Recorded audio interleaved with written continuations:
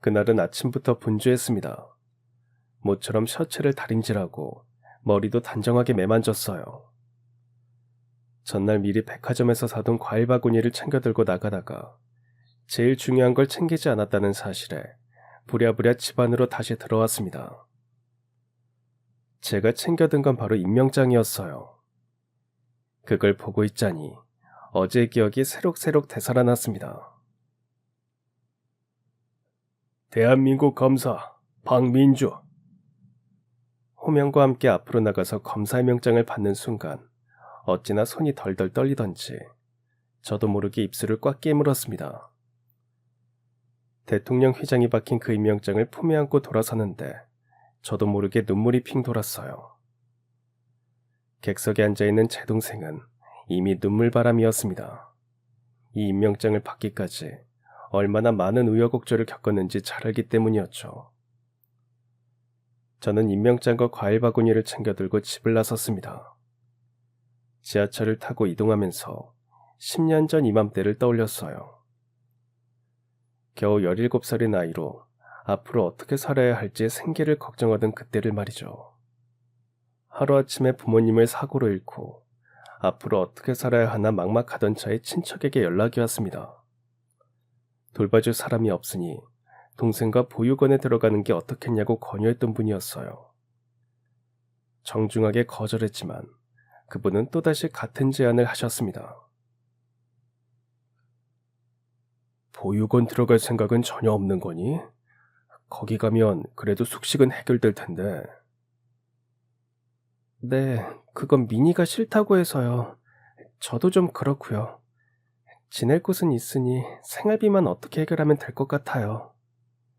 실제로 그 무렵 동생과 둘이 먹고 살기 위해 이런저런 아르바이트 자리를 알아보고 있었습니다. 물론 아직 고등학생 신분이었기에 제가 할 수 있는 일이 많지 않았어요. 게다가 풀타임으로 일할 수 있는 날은 주말뿐이라 생활비를 감당할 수 있을지 자신이 없었습니다. 친척분도 그 점을 지적하셨어요. 아르바이트에서 둘이 먹고 살 수 있겠니? 각종 공과금의 생활비에 이런저런 비용 다 내려면 아무래도 빠듯할 것 같은데. 어떻게든 방법을 찾아봐야죠. 너 학교는 계속 다닐 생각이니? 그게 무슨 말씀이세요?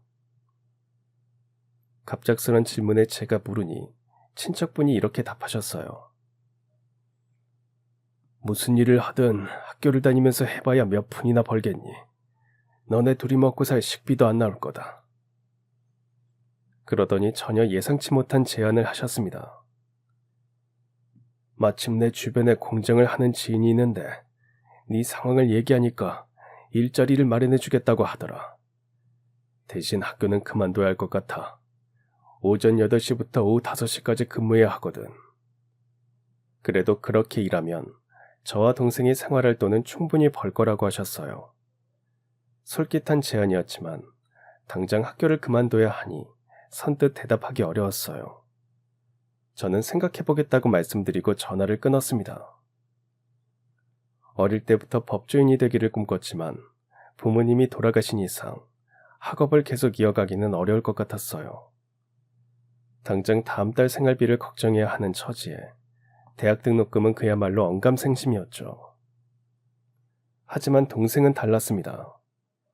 제가 생활전선에 뛰어들면 동생은 학업을 계속 이어갈 수 있었어요. 지금부터 부지런히 벌면 동생의 대학 등록금 정도는 마련할 수 있을 것 같았습니다. 저는 결국 친척분의 제안을 받아들이기로 했어요. 그래, 잘 생각했어. 그럼 언제부터 출근할 수 있니? 하루라도 빨리 시작하는 게 좋을 것 같은데. 내일 학교 가서 선생님께 말씀드릴게요. 그렇게 말하고는 전화를 끊었습니다. 저는 인터넷에서 찾은 자퇴서 양식을 A4 용지에 그대로 따라 그렸어요. 그렇게 어설픈 자퇴서를 가방에 넣고 무거운 마음으로 학교로 향했습니다. 수업을 마치고 교무실로 가니 마침 담임 선생님이 자리에 계셨어요. 저는 선생님께 준비해간 자퇴서를 드렸습니다. 선생님은 그걸 받아보시고는 깜짝 놀라셨어요. 저 아무래도 학교를 계속 다니기는 어려울 것 같아서요. 저는 잠긴 목소리로 말했어요. 담담히 말씀드리려고 했는데 자꾸 가슴 한구석이 울렁거렸습니다. 학비 때문에 그러니? 그거라면 선생님이 어떻게든 도와줄 수 있을 것 같은데 이런저런 장학금 프로그램도 많고. 학비도 그렇지만 당장 생활비도 벌어야 해서요. 죄송합니다. 그제야 선생님의 책상 한편에 놓인 이런저런 팸플릿이 눈에 들어왔어요. 각종 장학 프로그램에 대한 홍보물이었습니다. 저를 위해 이렇게 애써준 어른이 있다는 사실에 눈물이 핑 돌았어요. 선생님은 착잡한 표정으로 제 자퇴서를 바라봤습니다. 일단 오늘은 돌아가고 내일 다시 이야기하자. 선생님도 이것저것 알아볼 테니까. 그날 집으로 돌아오면서 얼마나 울었는지 모릅니다. 자퇴서를 내기 전까지만 해도 이 방법밖에 없다고 스스로를 다독였는데 막상 학교를 그만둔다고 생각하니 속상하고 서러웠어요. 그렇게 하루 종일 울고 퉁퉁 부은 눈으로 학교에 갔는데 뜻밖의 소식이 전해졌어요. 민주야, 너를 후원하겠다는 사람이 생겼어. 그러니까 돈 걱정은 말고 공부만 열심히 해. 알았지? 후원자가 학비는 물론 저와 동생의 생활비까지 어느 정도 지원해주겠다는 이야기였습니다. 선생님은 후원자의 정체를 밝히지 않았어요. 상대가 그걸 원치 않는다는 이유에서였죠. 정체를 알 수 없는 그분 덕분에 저는 학교를 그만두지 않았고 무사히 대학에 입학하여 이렇게 검사 임용증까지 거머쥐게 되었습니다. 제 오랜 꿈이 이뤄진 순간이었죠. 그날은 여러모로 저를 도와주신 담임 선생님께 감사 인사를 드리고 오랜 시간 저를 후원해준 분의 정체를 듣기 위해 학교로 가는 길이었습니다. 학교로 향하면서 그동안 제가 겪은 수많은 일들이 떠올랐어요. 제가 법조인이 되기로 마음먹은 그날의 사건도 생생히 떠올랐죠. 저희 부모님은 제가 아주 어릴 때부터 시장 한편에서 작은 분식집을 운영하셨습니다. 학교 수업을 마치면 분식집 한편에 앉아 숙제를 하거나 책을 읽는 게 제 일상이었죠. 어린 동생도 제 맞은편에 앉아서 책을 읽거나 그림을 그리면서 놀았습니다. 둘이 놀고 있으면 엄마나 아빠가 이런저런 간식거리를 챙겨주셨어요. 엄마는 가게에서 요리를 하시고 아빠는 시장 곳곳으로 배달을 다니셨습니다. 10년 넘게 같은 자리에서 장사를 하셔서인지 시장분들과도 잘 알고 지냈어요. 덕분에 저와 동생은 시장을 돌아다니며 이 집 저 집에서 간식을 얻어먹고는 했죠. 지금 생각하면 그 시장 자체가 하나의 작은 동네 같았어요. 건물주 할머니도 참 좋은 분이셨습니다. 엄마 아빠 말씀으로는 첫 계약을 한 이후로 10년 동안 한 번도 가게세를 올리지 않으셨다고 해요. 엄마는 건물주 할머니가 오시면 꼭 국수라도 한 그릇 대접해드렸습니다. 미리 연락을 주고 오시면 더 맛있는 걸 해놨을 텐데요. 아이고, 일 없네. 나는 이 집 국수가 제일 맛있어. 민주, 민이는 엄마 아빠 말씀 잘 듣고 있지? 이 할머니가 용돈 좀 줘야겠구나. 어르신 괜찮아요. 오실 때마다 매번 이러시면 애들 버릇 나빠져요. 버릇 나빠지기는 눈 씻고 찾아봐도 요 녀석들만큼 예의 바르고 예쁜 애들이 없더만. 할머니는 오실 때마다 저와 동생에게 용돈을 쥐어주셨어요. 그러면 저희들은 감사하다고 인사드리고는 시장 안에 있는 문방구로 달려가고는 했죠. 그렇게 소소하지만 행복한 날들이 언제까지고 이어질 줄 알았습니다. 갑작스럽게 시장 안팎으로 재개발 소문이 돌기 전까지는 말이죠. 여보, 기름집 할머니가 그러던데 시장 싹 다 올고 여기 아파트 단지가 들어설 거라고. 그런 얘기야 오래전부터 돌았잖아. 그건 그런데 이번에는 시청에서 재개발 허가도 났다고 해서. 그래도 뭐 곧바로 추진되겠어? 여기서 장사하는 집이 한두 집도 아니고. 시장에서 도는 소문에 엄마는 불안해했어요. 하지만 아빠는 곧바로 일이 추진되지는 않을 거라면서 엄마를 안심시켰습니다. 그런데 하필 그 무렵 악재가 겹쳤어요. 오래도록 저희의 편의를 봐주신 건물주 할머니가 노안으로 돌아가신 겁니다.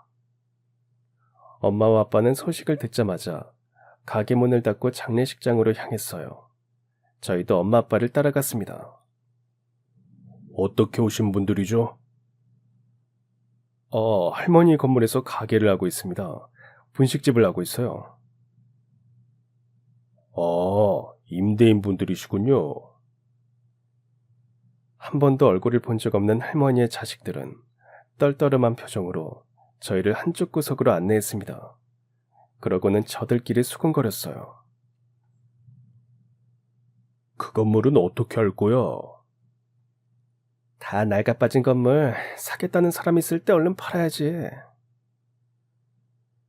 그 대화를 들으면서 엄마 아빠의 표정이 급격히 어두워졌어요.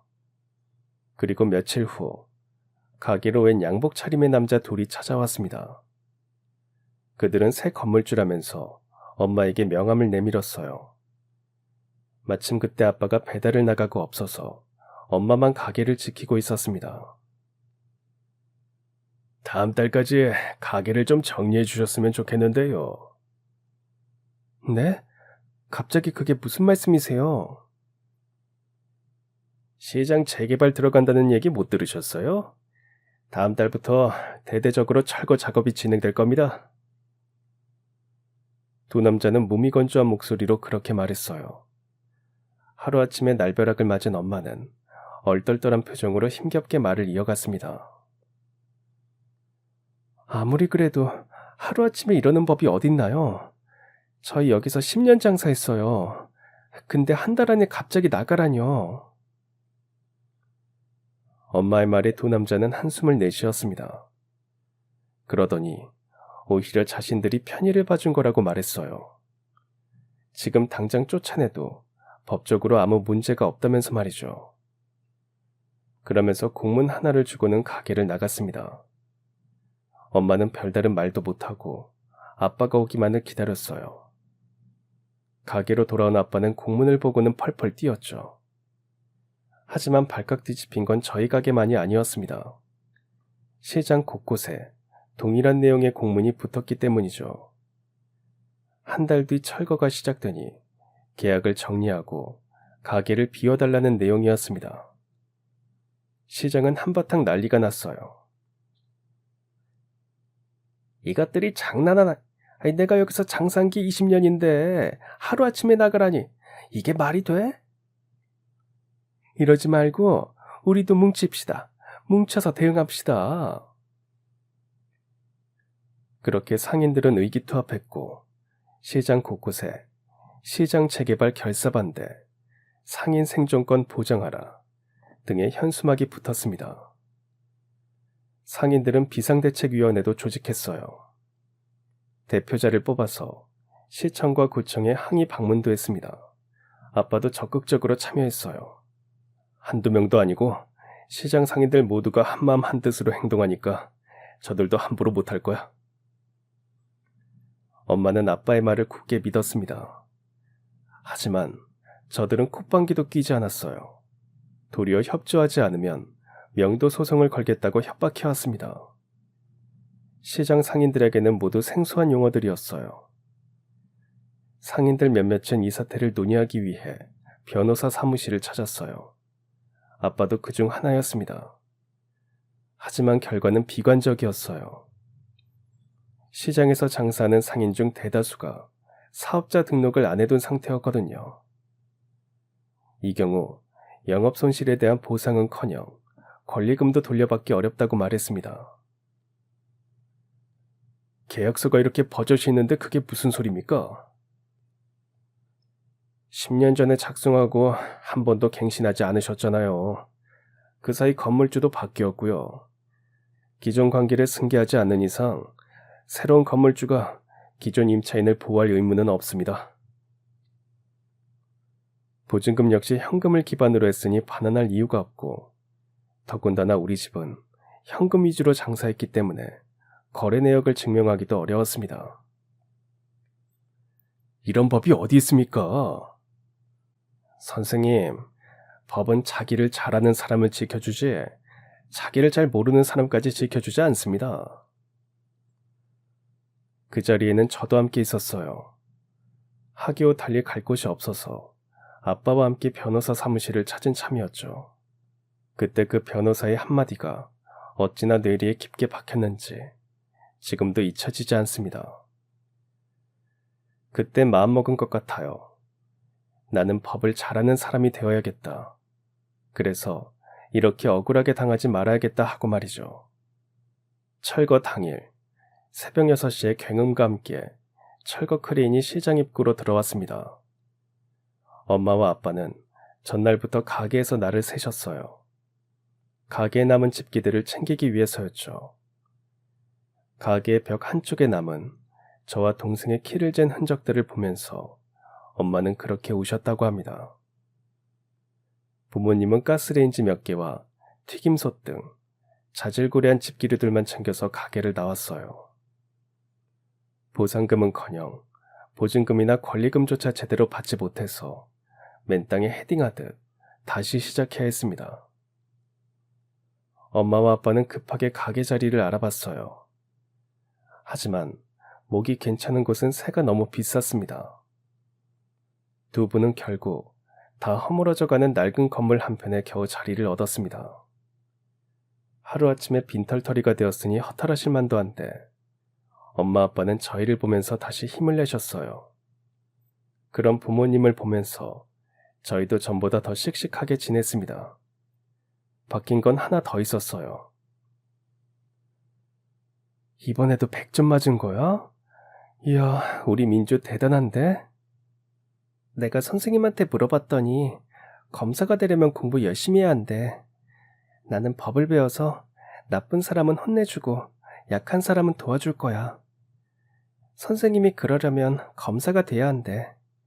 그래서 이제부터 열심히 공부하려고. 단지 법을 잘 모른다는 이유로 그렇게 쫓겨난 엄마 아빠를 보면서 그날부터 법조인이 되기로 마음먹었어요. 그 후로는 닥치는 대로 공부했습니다. 그러다 보니 어느새 전교 1등을 도맡아 하게 됐죠.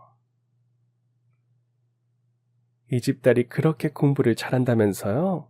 뭐 과외 같은 거 따로 시켜요? 그리고 학원은 어디 다녀요? 우리 애도 한번 보내보게요. 아휴, 과외라뇨. 저희 형편의 꿈도 못 꾸죠. 그냥 애가 열심히 한 겁니다. 그러다 보니 분식집을 찾은 손님들이 그렇게 물을 때가 많았습니다.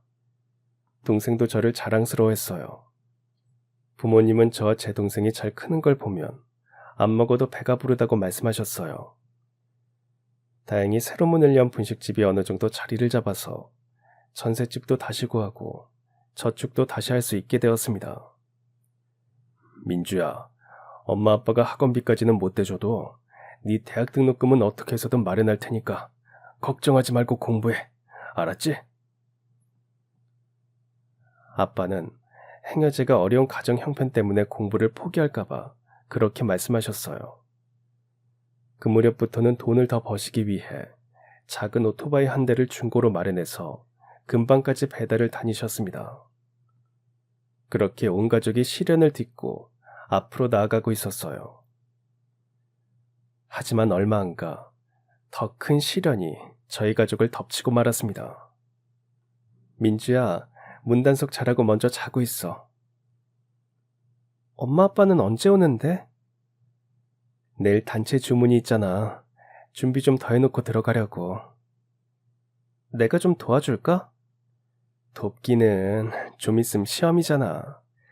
괜찮으니까 적당히 공부하다 먼저 자. 알았지? 모처럼 단체 주문이 들어와서인지 엄마의 목소리가 밝았어요.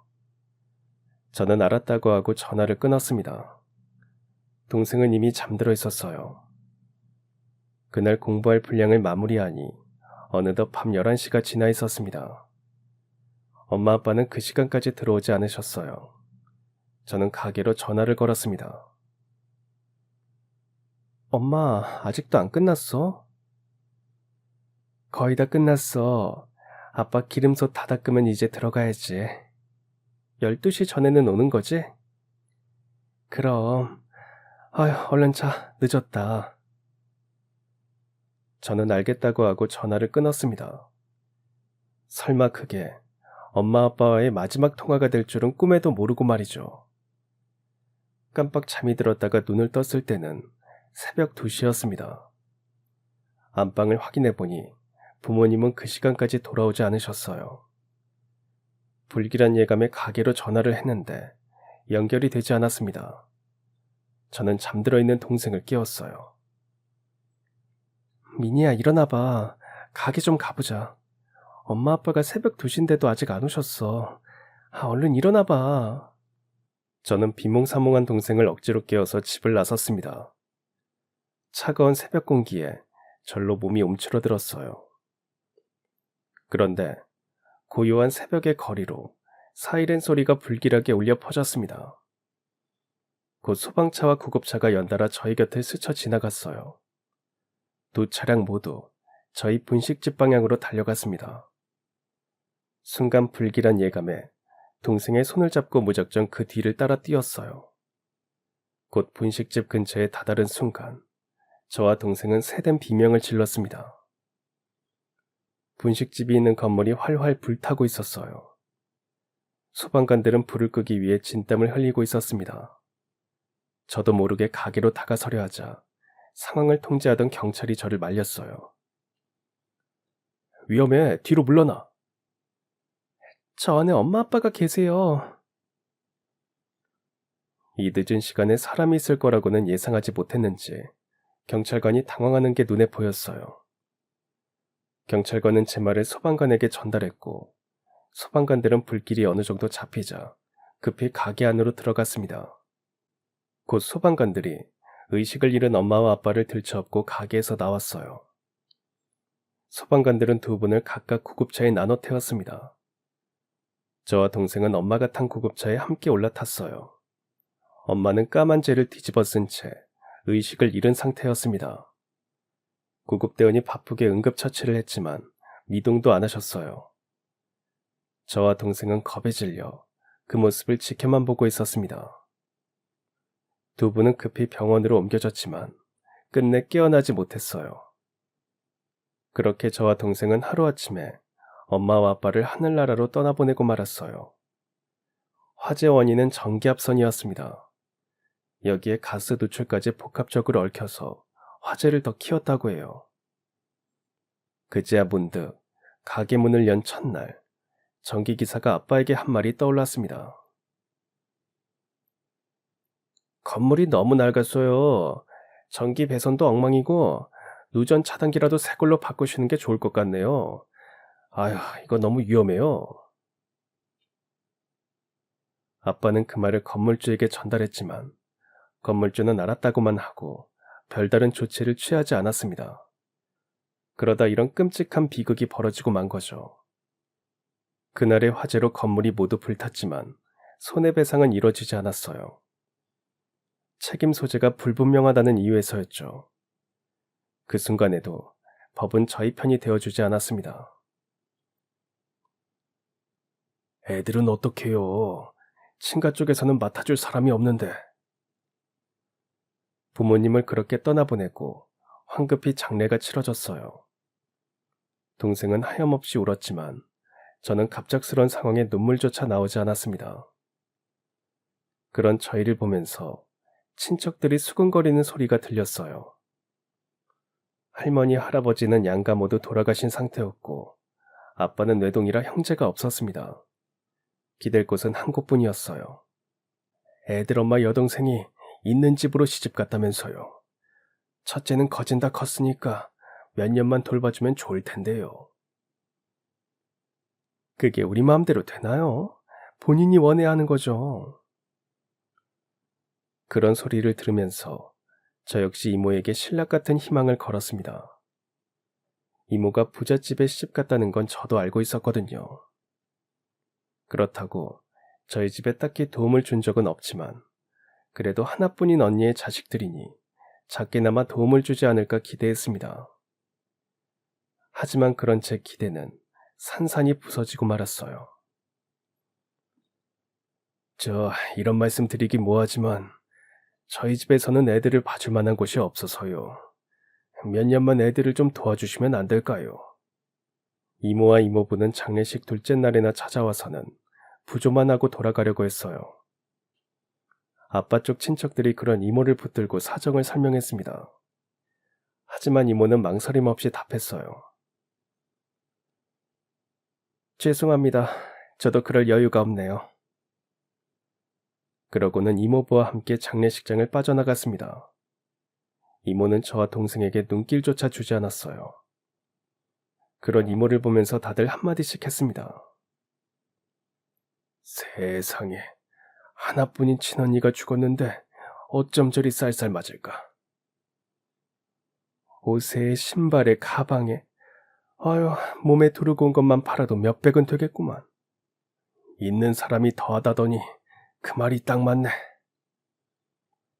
상황이 이렇게 되니 친척들은 저와 동생에게 보육원에 가는 게 어떻겠냐고 권했어요. 거기 가면 그래도 먹고 자는 건 해결되니까 몇 년만 있다가 나오는 게 어떻겠니? 부모님께서 모아두신 돈이 있으니까 당분간은 그걸로 생활할게요. 그래봐야 얼마나 된다고? 언제까지 그렇게 살 수는 없잖니. 친척분들은 만류했지만 그렇다고 보육원에 갈 수는 없었어요. 무엇보다 동생이 완강히 거부했습니다. 언니, 나 보육원 가는 거 싫어. 그냥 우리 둘이 살자, 응? 하루아침에 부모님을 잃은 것도 당황스러운데 갑자기 보육원에서 생활하라니 어린 동생에게는 너무 가혹한 일이었어요. 저는 알겠다고, 언니가 어떻게든 해보겠다고 동생을 다독였습니다. 하지만 뾰족한 수가 보이지 않았어요. 그런 와중에 공장에서 일해보라는 제안을 받은 겁니다. 며칠을 고심하다가 결국 자퇴를 결심했는데 담임 선생님이 저를 만류하셨어요. 그리고는 다음 날 저에게 뜻밖의 소식을 전하셨습니다. 저에게 후원자가 생겼다는 얘기였어요. 학비는 물론이고 민주 너랑 동생이 생활할 비용도 어느 정도 지원해 주신다고 하셨어. 그러니까 아르바이트 같은 거 하지 말고 지금처럼 공부만 열심히 해. 알았지? 후원자의 정체를 묻는 저에게 그건 말해줄 수 없다고 하셨습니다. 언젠가 때가 되면 그때 알려줄게. 그 후 선생님은 매달 일정 금액을 전달해 주셨습니다. 많은 액수는 아니었지만 저와 동생이 생활하기에는 충분한 금액이었어요. 학교를 그만둘 생각까지 했던 저에게는 그야말로 하늘에서 내려온 동아줄 같았습니다. 선생님의 말씀대로 그날부터 다른 건 생각하지 않고 오직 공부에만 몰두했어요. 선생님은 교사용으로 나온 교재를 따로 챙겨주시고 이런저런 장학 프로그램도 주선해 주셨습니다. 덕분에 고등학교를 무사히 마치고 대학 역시 전액 장학금을 받고 다닐 수 있게 되었습니다. 고등학교 졸업식 날 담임 선생님이 제게 무언가를 건넸습니다. 바로 제 명의로 만든 통장이었어요. 만 18세가 되기 전까지는 네가 돈을 빼서 쓰기 어려우니까 내 계좌로 후원금을 넣어주셨는데 이제는 네가 돈을 빼서 쓸 수 있으니까 앞으로는 거기로 넣어주실 거야. 고등학교 졸업했는데도 계속 넣어주시는 거예요? 그럼 대학교 들어가서는 고시 준비해야지. 너 검사 되고 싶다고 했잖아. 그야 그렇지만 대학교 가서는 알바하면서 고시 준비하려고 했거든요. 그분이 그걸 원치 않으신데 대학 가서도 공부에만 전념하라고 말씀하셨어. 담임 선생님의 말씀처럼 후원금은 제가 대학생이 된 후에도 꾸준히 들어왔습니다. 학비까지 하기에는 빠듯한 금액이었지만 다행히 4년 내내 장학금을 받아서 아르바이트를 하지 않고도 그 돈으로 충분히 생활할 수 있었어요. 누군지는 모르지만 저와 동생을 생각해서 돈을 보태주시는 만큼 저희도 그 돈을 절대 허투루 쓰지 않았습니다. 미니야, 교재비 같은 거 안 모자라니? 모자라면 언니한테 말해. 괜찮아. 나도 언니처럼 선생님들께 부탁드렸거든. 혹시 남는 교재 있으면 좀 주실 수 있냐고 물어봤더니 다들 흔쾌히 주시더라고. 동생은 교복도 새로 사지 않고 졸업생의 교복을 물려 입기로 했어요. 동생이나 저나 후원금에 늘 감사하며 알뜰살뜰 생활했습니다. 저는 대학에 들어간 후로는 도서관에서 살다시피 하며 고시 공부에 매진했습니다. 늘 트레이닝복 차림으로 등교해서 수업이 끝나면 도서관에 틀어박혀 있으니 친구나 선후배를 사귈 틈도 없었어요. 하지만 크게 신경 쓰지 않았습니다. 지금 저에게 중요한 건 따로 있었으니까요. 누군가 어렵게 마련해준 기회를 허투루 날리고 싶지 않았습니다. 후원금은 매달 일정한 날짜에 들어왔어요. 제가 고시에 합격하는 그날까지 말이죠. 미친 듯이 노력한 끝에 저는 사법시험을 준비한 지 5년 만에 최종 합격의 영광을 누릴 수 있었습니다. 최종 합격자 명단에서 제 이름을 찾은 순간 가장 먼저 떠오른 건 담임 선생님과 지금껏 묵묵히 돈을 보내준 후원자였어요. 그때까지도 후원자의 정체를 몰랐기에 저는 담임 선생님께 먼저 연락을 드렸습니다. 선생님, 저 사법고시 최종 합격했어요. 세상에 정말이니? 장하다. 우리 민주 정말 장하다. 선생님은 제 전화를 받고는 감격에 겨운 목소리로 말씀하셨어요. 그 목소리를 들으니 저도 눈물이 핑 돌았습니다. 그렇게 한참 대화를 주고받다가 저는 후원자에 대해 조심스레 여쭤봤어요. 선생님, 이제 후원금을 보내주지 않으셔도 될 것 같아요. 후원자가 누구인지 이젠 알려주실 수 있는 거죠? 제 물음에 선생님은 잠깐 뜸을 들였어요. 그러더니 이렇게 말씀하셨습니다. 후원금에 대해서는 그분께 따로 연락을 드릴게. 그런데 그분은 네가 검사가 된 후에 정체를 알려달라고 당부하셨어. 그분이 원하는 건 너희 자매의 온전한 자립이거든. 네가 완전히 자리를 잡은 후에 그때 자신의 정체를 알려달라고 하셨단다. 사법시험에 합격하면 그분의 정체를 알 수 있으리라 예상했던 저는 기운이 빠졌습니다. 하지만 다른 한편으로는 이해할 수 있었어요. 사법시험에 합격했다고 곧바로 검사가 되는 건 아니니까요. 사법연수원에 입소하여 성실하게 2년을 보내야 했습니다. 저는 알겠다고 답하고 전화를 끊었어요. 이후 일정에 따라 연수원에 입소했고 누구보다 성실하게 2년의 시간을 보냈습니다. 그리고 드디어 꿈에 그리던 검사가 되었어요. 연수원에 입소한 후로는 매월 수당이 나왔고 그 무렵에는 여동생도 대학을 다니면서 자신의 용돈을 벌어 쓰던 때라 후원금이 없어도 충분히 생활할 수 있었어요. 정체를 알 수 없는 후원자 덕분에 저나 여동생이나 힘든 시기를 이겨내고 각자 꿈을 향해 나아갈 수 있었습니다. 이런저런 상념에 빠진 사이 어느덧 정겨운 장소에 도착했습니다. 제가 졸업한 고등학교였죠. 미리 연락을 드리고 온 터라 교무실에 들어가자마자 담임 선생님이 저를 반갑게 맞아주었어요.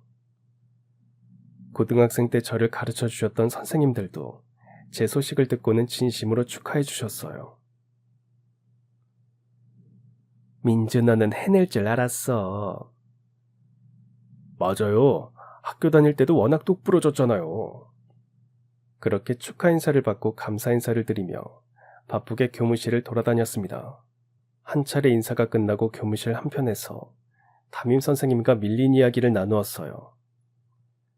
선생님께 검사 임용장을 보여드리니 선생님께서 벅찬 표정으로 임용장을 바라보셨습니다. 하늘에 계신 부모님께서도 이 소식을 들으면 무척 기뻐하실 거야. 정말 장하다. 감사합니다, 선생님. 저는 다시 한번 감사 인사를 드린 후 조심스레 본론을 꺼냈어요. 선생님, 저를 오랫동안 몰래 후원해 주신 분, 선생님 맞으시죠? 제 질문에 선생님은 깜짝 놀란 표정으로 저를 바라보셨어요. 왜 그렇게 생각하니? 선생님 말고는 저를 이렇게 후원해 주실 분이 없거든요. 선생님께서 후원자 이야기를 처음 꺼내셨을 때부터 어렴풋이 추측하고 있었어요. 제 예측에 선생님은 빙긋 웃으셨습니다. 그러더니 고개를 저으셨어요. 그랬으면 좋았겠지만 미안하게도 나는 아니야. 나도 널 도와주고 싶은 마음이 굴뚝 같았는데 그 무렵 아내가 아파서 병원비가 많이 들었거든. 그래서 널 도와줄 여유가 없었어. 선생님의 말씀에 이번엔 제가 놀랐습니다. 저는 지금껏 담임 선생님이 제 후원자라고 철석같이 믿고 있었거든요. 그런데 선생님이 아니라니. 그럼 대체 누가 이토록 오랜 시간 저와 동생을 도와준 건지 도무지 감이 잡히지 않았습니다.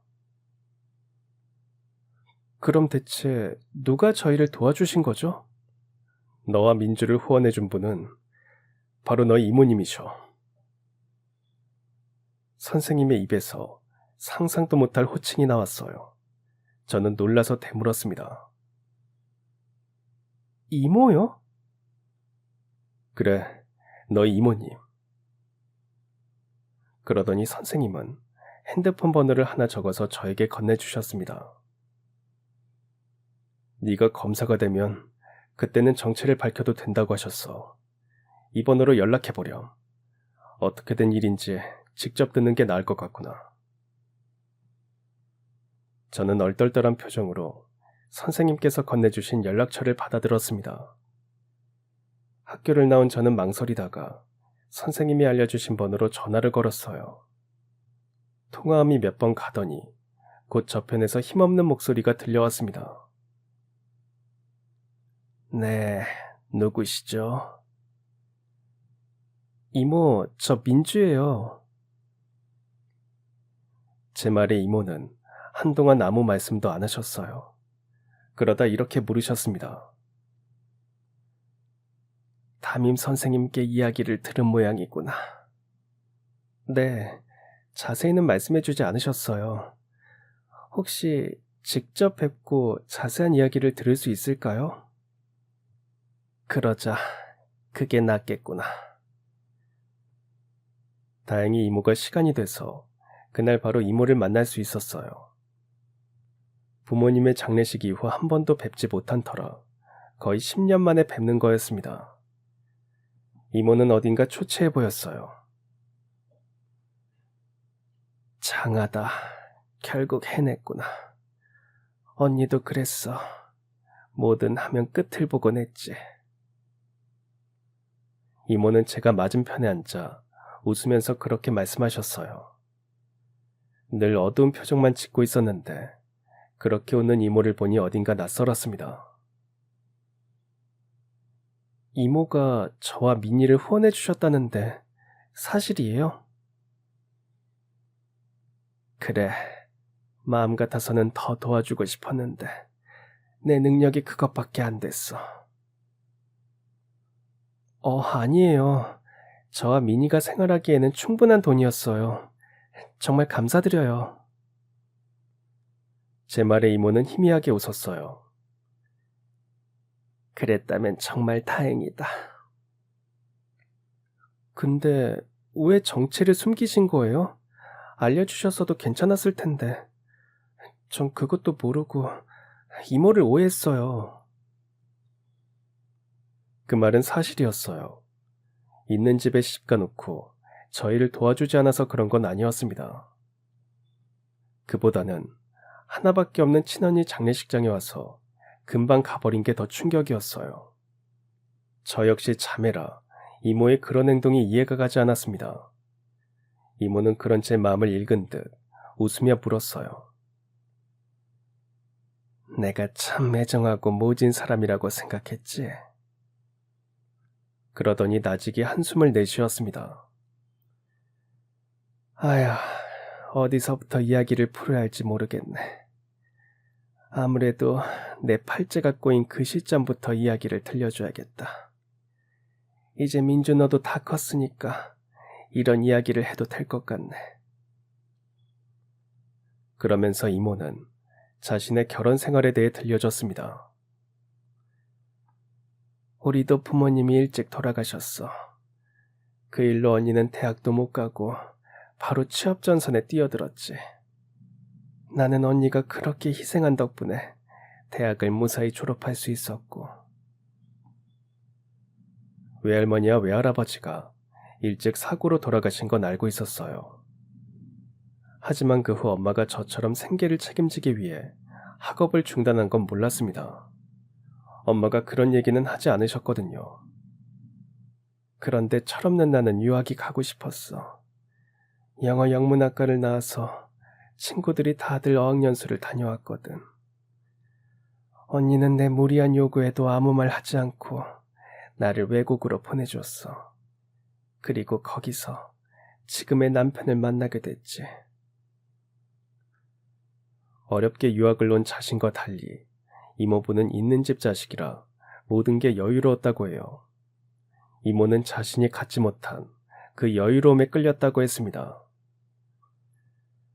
언니가 그렇게 어렵게 보내줬는데 사랑의 눈이 먼 나는 한국으로 돌아와서 곧바로 결혼식을 올렸어.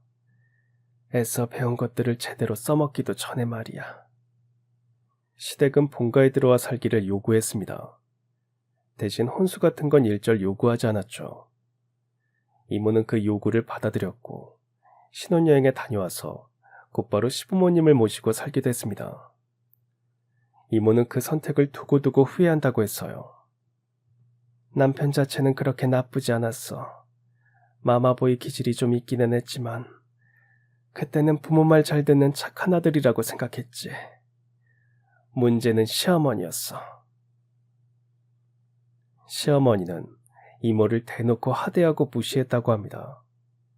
아들이 있는 데서는 그러지 않다가 아들이 자리를 비우면 대놓고 막말을 늘어놨다고 해요. 넌 참 체주도 좋다.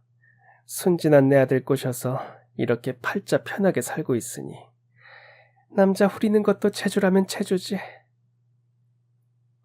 그뿐만이 아니었어요. 이모가 자신의 의견을 조금이라도 얘기하면 대놓고 면박을 줬다고 합니다. 쥐뿔도 없는 게 뭘 안다고 나서 넌 그냥 입 다물고 네네 하면 되는 거야. 그러려고 우리 집에 들인 거고, 알겠니? 그러다 보니 이모는 점점 의기소침해졌어요. 하지만 저희 엄마에게는 이런 사실을 말할 수 없었다고 합니다.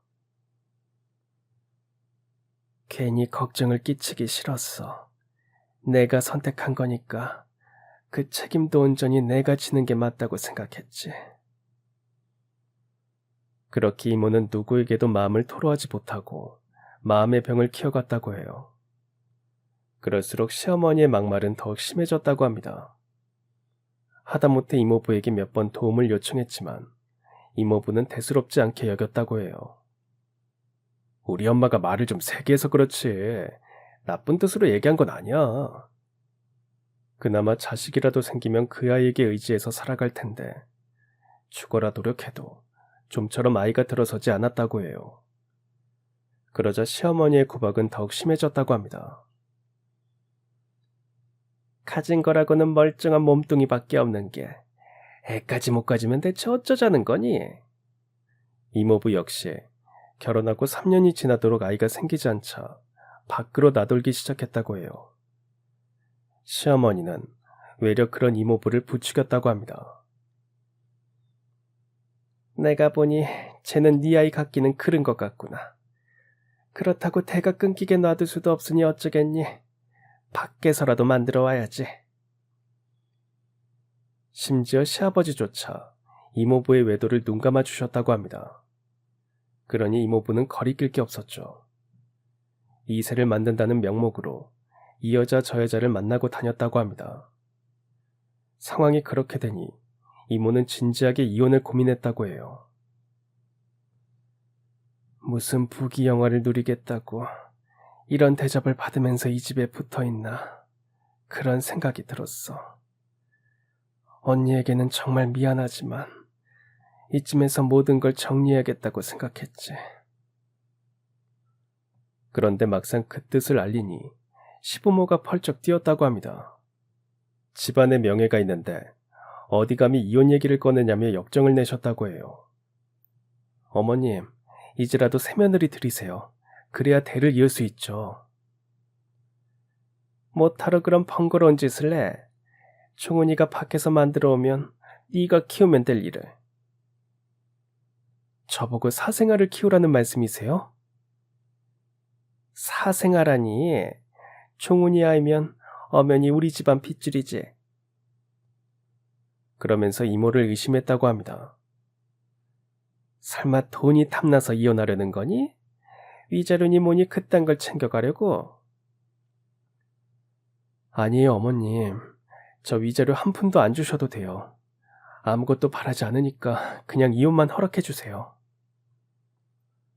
당치도 않은 얘기.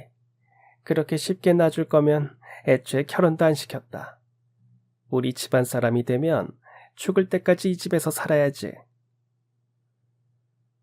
시댁은 한 번 더 이혼을 요구하면 결혼식 비용은 물론 그간 이모가 이 집에서 생활하면서 쓴 비용을 모두 청구하겠다고 협박했습니다.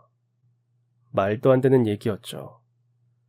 그런데 이미 시댁의 기세에 눌린 이모는 그 말에 겁을 집어먹고는 이혼을 포기했습니다. 혹시라도 언니에게까지 피해를 줄까봐 이혼을 더 진행할 수 없었어. 그냥 나 하나만 참으면 된다. 그런 생각이 들더라고. 엄마는 이모가 부잣집에 시집갔어도 한 번도 도움을 요청한 적이 없다고 합니다. 그러다 딱 한 번 이모에게 도움을 청했다고 해요. 시장 재개발로 10년 넘게 일한 가게에서 맨몸으로 쫓겨나게 된 바로 그때였습니다. 수진아, 정말 미안한데 혹시 돈 좀 빌릴 수 있을까? 여기저기 다 알아봐도 뾰족한 수가 없어서. 언니가 되는 대로 갚을게. 이런 부탁해서 정말 미안해. 한 번도 이런 부탁을 한 적이 없는 엄마였기에 이모 역시 백방으로 알아봤다고 해요. 하지만 이모가 돈을 빌리는 데는 한계가 있었습니다.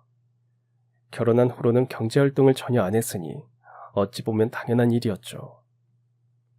이모는 결국 이모부에게 도움을 요청했습니다. 하지만 돌아온 반응은 차갑기 그지없었어요.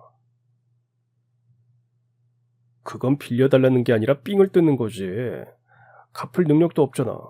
그런데 뭘 빌려줘? 언제 돌려줄지도 모르는데. 그래서 한 푼도 못 빌려주겠다는 거야?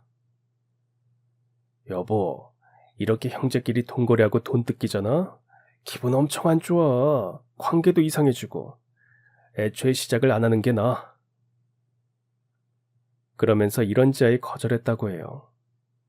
이모는 그때 처음으로 경제활동을 안 한 게 스스로를 후회했다고 합니다. 단돈 몇 푼이라도 쥐고 있었다면 우리 언니 어려울 때 조금이라도 도울 수 있었을 텐데 그게 두고두고 후회가 되더라.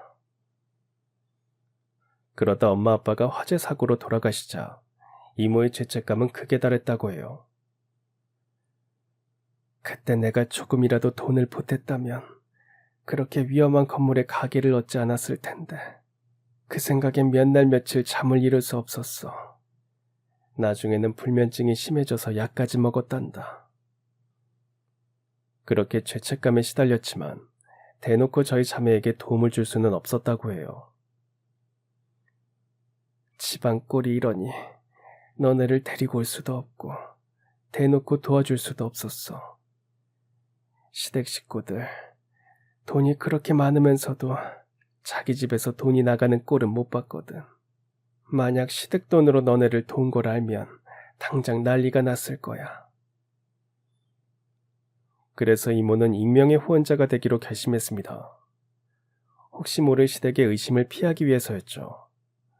이모는 어렵게 대학동창에게 연락을 해서 번역일을 구했고 남편 몰래 번역일을 하면서 그 돈으로 저희를 후원했다고 했습니다.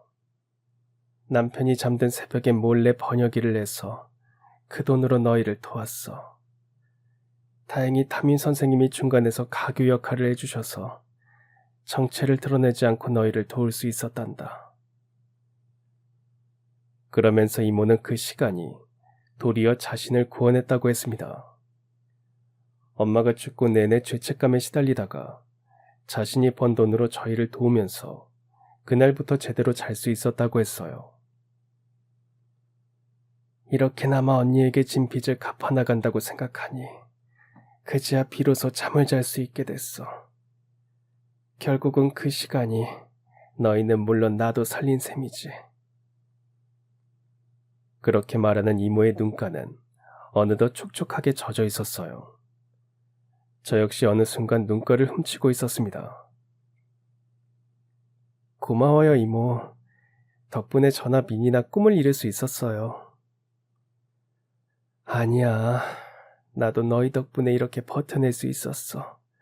고마워. 그렇게 이모와 긴 대화를 나누고 집으로 돌아왔어요. 저는 여동생에게도 진실을 알렸습니다. 여동생 역시 제 이야기를 듣고는 깜짝 놀랐어요. 저희 자매는 이 일에 대해 한참 동안 이야기를 나눴습니다. 민이야, 언니가 생각한 게 있는데 이모가 우리 꿈을 이루게 도와줬잖아. 이번엔 우리가 이모의 꿈을 이루게 도와드리면 어떨까 해. 여동생은 제 의견에 흔쾌히 동의했습니다. 저는 다음날 곧바로 연수원 동기들에게 연락을 돌렸어요. 동기들 중에는 대형 로펌으로 간 친구들도 많았습니다. 그 중에는 이혼 전문 로펌 회사로 들어간 친구도 있었죠. 저는 그 친구를 통해 이모의 이혼을 진행하기로 마음먹었습니다. 대략적인 상담을 마친 후 이모에게 이 사실을 알리자 이모는 깜짝 놀랐어요. 정말 그럴 수 있니? 이혼하는 게 가능한 거야? 그럼요.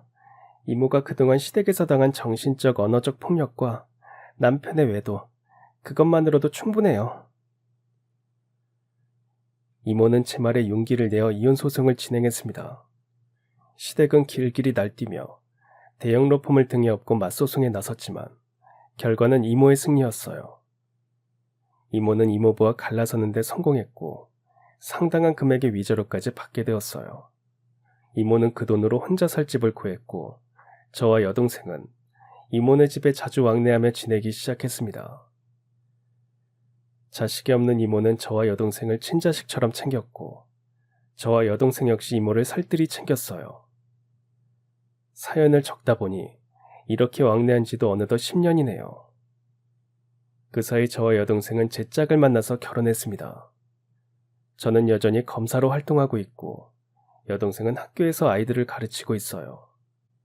이모는 작은 카페를 운영하고 계십니다. 얼마 전 저와 여동생 이모 셋이서 여행을 다녀왔어요.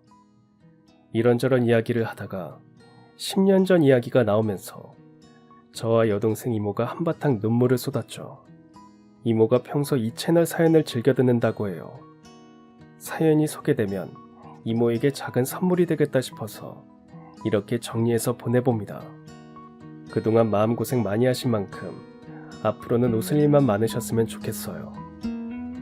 사연 들으시는 분들도 작은 응원의 한마디 부탁드립니다. 감사합니다. 그럼 지금까지 사연 들어주셔서 감사합니다. 사연이 재밌으셨다면 구독과 좋아요 부탁드려요. 감사합니다. 안녕히 계세요.